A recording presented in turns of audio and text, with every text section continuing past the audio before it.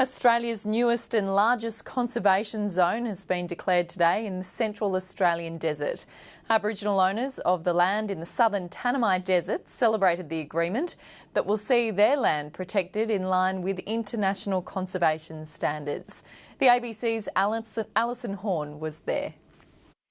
This is the southern Tanami Desert, about 500 kilometres west of Alice Springs, and it's now Australia's largest land conservation zone. Today, Indigenous leaders from this area signed a deal with the federal government to protect and maintain the ecosystem and the cultural sites of this land. What it means practically is the local wildlife will be protected and threatened species like the bilby and the great desert skink will be monitored to conserve and grow their numbers.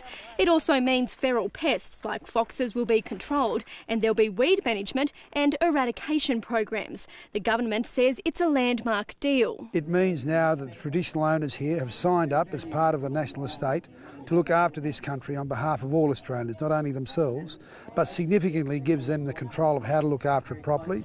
But this deal is more than just about biodiversity. It's also about keeping Aboriginal culture strong. The traditional owners of this land say they used to manage it for thousands of years before white settlement. They now hope to combine those years of traditional knowledge with Western methods of management to conserve the area. And the local people will be trained to be the Indigenous rangers monitoring the site. The Aboriginal leaders say they'll be able to pass on their knowledge of the land to the next generation.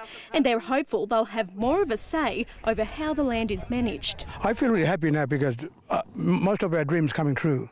To look after land from money from the government, money from the other private peoples, where they looked at this country is very, very important.